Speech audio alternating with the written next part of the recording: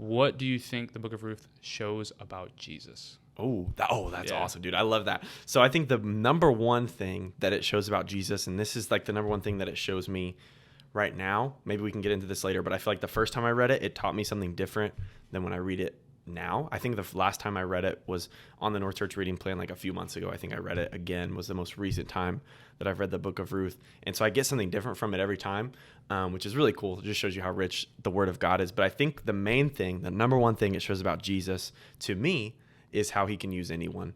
Because even though the story of Ruth and Boaz and Naomi and everybody in there is just so incredible, I think the coolest thing is when you get to the end at chapter 4 and it starts talking about Ruth and Boaz having their baby.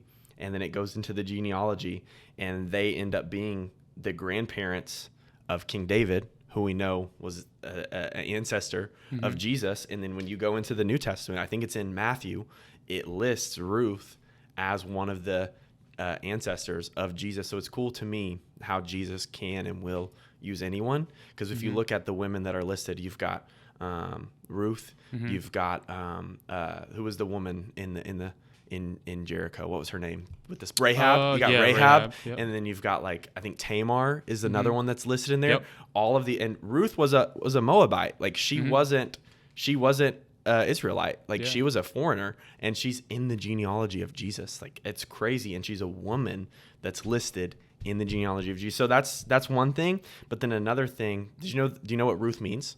I don't. So the name Ruth, I don't know how to say it or what it is in Hebrew, but the name that we get Ruth from in Hebrew means friend or friendship. So I think it just is a beautiful story of friendship and what relationship looks like. So I think it shows like what godly friendship relationship looks like. So that's what I think it teaches us about Jesus, that he can and will use anyone, but then also what it looks like to be a friend that is honoring him and have a Christ-centered friendship, relationship, marriage, family, all sorts of relationships. So, yeah.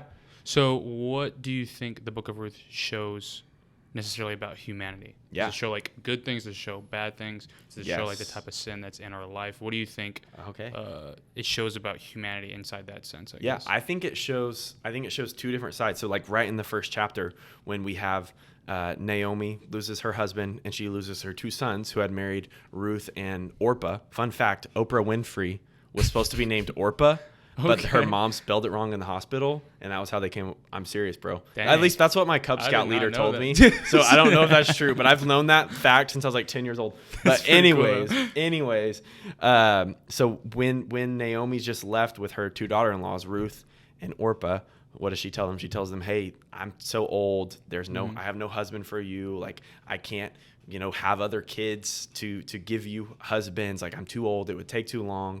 Like I have no family, nothing to offer you. So she kind of releases them.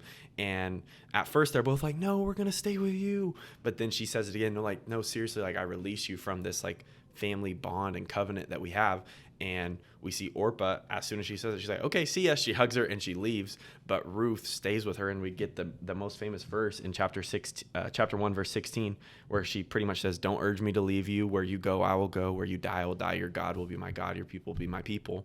So we see two different things. Orpah and Ruth, one person that left when times get hard, even though she did stick around for a second, but as soon as she saw the way out, she took the way out. And then we see Ruth and what it means to be loyal. Because, I mean, at that point, there was nothing positive in that situation for Ruth. She was foreign. There was a famine going on. They had no provider, no man at that time, no husband, no father-in-law, no family whatsoever, really, other than distant relatives, which we'll read about later in the book. But she had no reason to stay, but she did it because it was the right thing to do.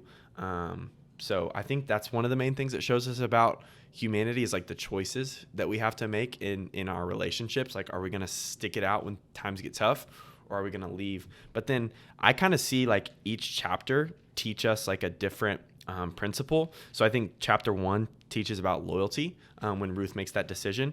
And then chapter 2, I think it talks about humility when Ruth is going out into the field that she didn't know at the time belonged to Boaz, and she's picking up the scraps that are left behind to try to find something to eat or to make money for her and Naomi. So she's being humble and pretty much becoming like a servant behind these servants, and she's humbling herself. And then I think chapter 3 teaches us about honor and respect, because people misread it a lot because it's kind of weird when she sneaks in there with Boaz and she like uncovers his feet while he's asleep and stuff like that. But if you research, I don't know all the details, but if you research all of like the nuances of what that actually meant, he was like super honorable to her, respected her, did all the right things to not, disgrace her or anything like that.